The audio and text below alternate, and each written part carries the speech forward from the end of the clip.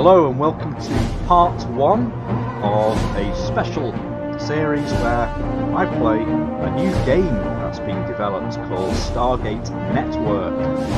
Now this is version 4 alpha. It's still an alpha stage, it's completely free, it's not licensed by any of the official companies that make Stargate.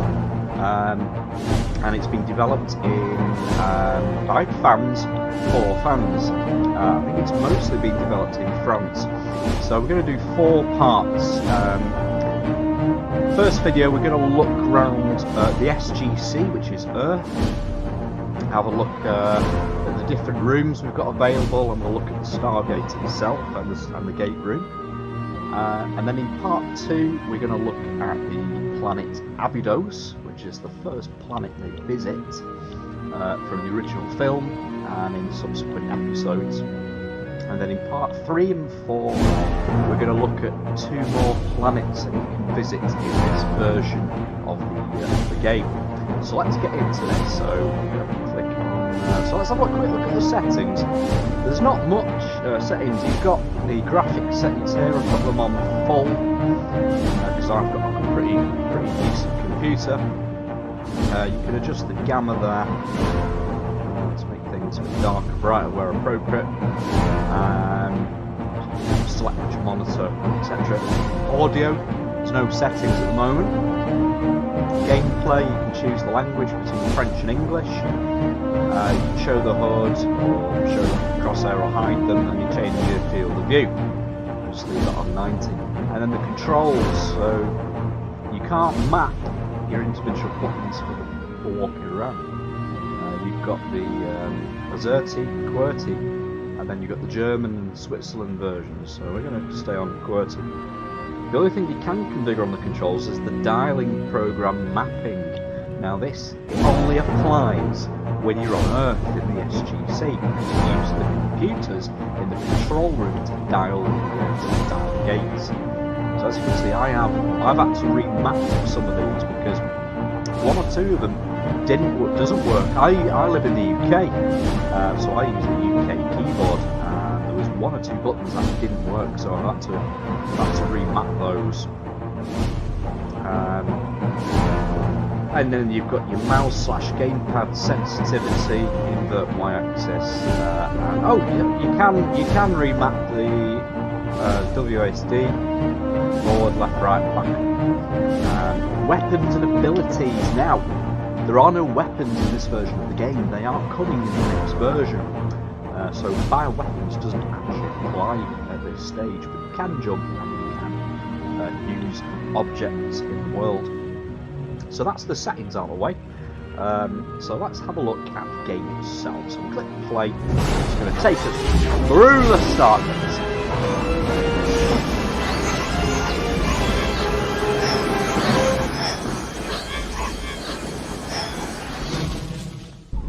And it takes us out on Earth. So we've just gone through the Stargate, we're now on Earth. And I have to say, it does look beautiful. This is built, by the way, in the Unreal 4 engine, which is open source. Anyone can use it. The attention to detail is really great. You can even you can open different panels like that. That's the manual iris control, which doesn't work yet. It did work in an earlier version, I believe version 2.3, but they and the Malps as well. You could control the Malps remotely, and there was another planet you could visit, or the only other planet at the time apart from Abydos. But they took those out, I think probably because they were not up to standard, they weren't up to high quality. But I've been told by the developers, I've heard from the developers rather, that they are bringing those back in the next version, which should be soon. Now if I try to open one of these doors here, it says access, need access card. There is an access card, it's just in the control room, which we're going to go to now. So this door's already open for us. Just before we go in the control room, let's have a look down these corridors. In fact, I will get to the control room first because, and here it is in all its beauty. There we go. The reason I've come here is I want to pick up this US Air Force access card, and this will let us open doors throughout the facility.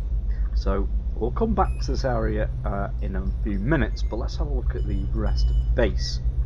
So we'll start down here. So we've got the gate room there. If we walk down this corridor here, we can't go any further than this because there is a barrier there, a virtual barrier. So that part of the map hasn't been completed yet, so the developers don't want us to go down there just yet.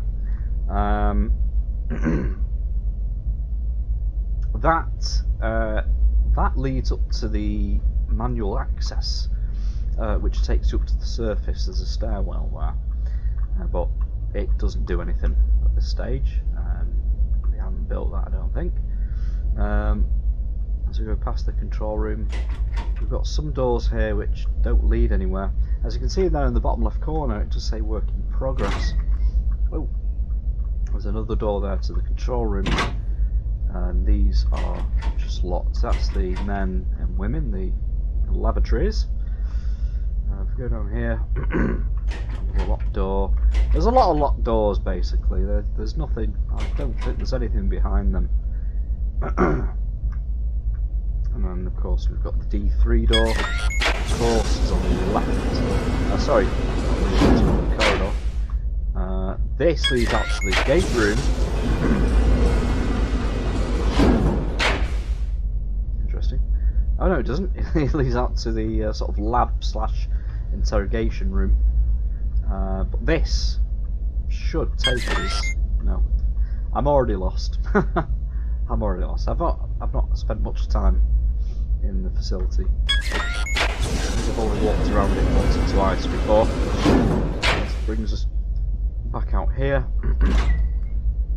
And then we've got the observation room into there, you see.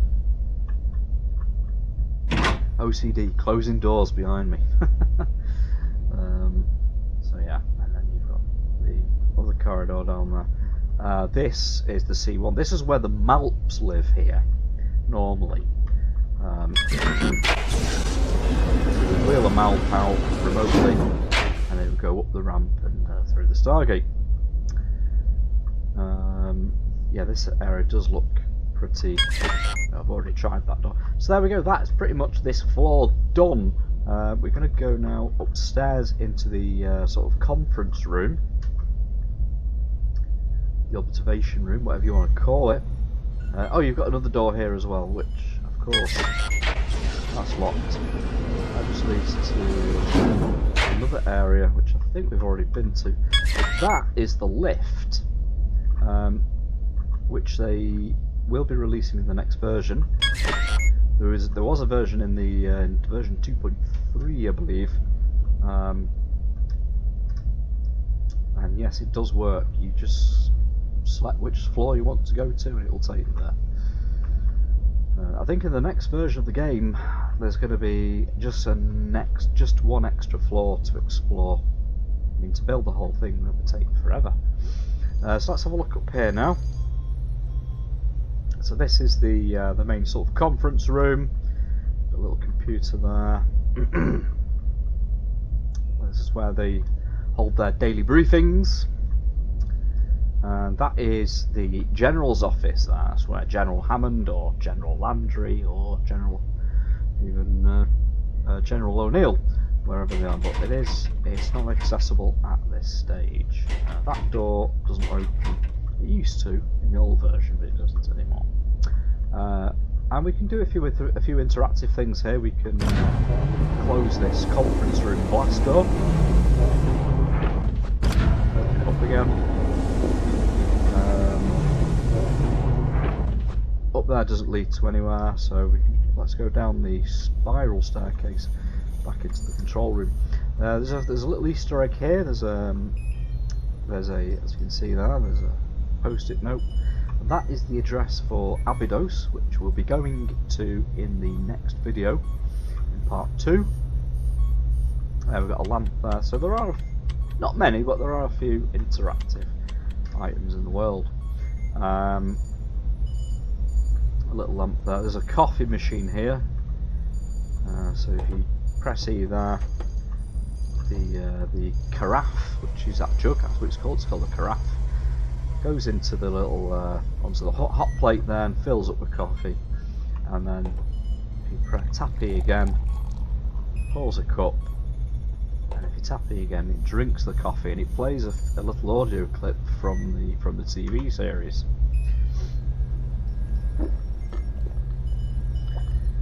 Wow, this coffee's great.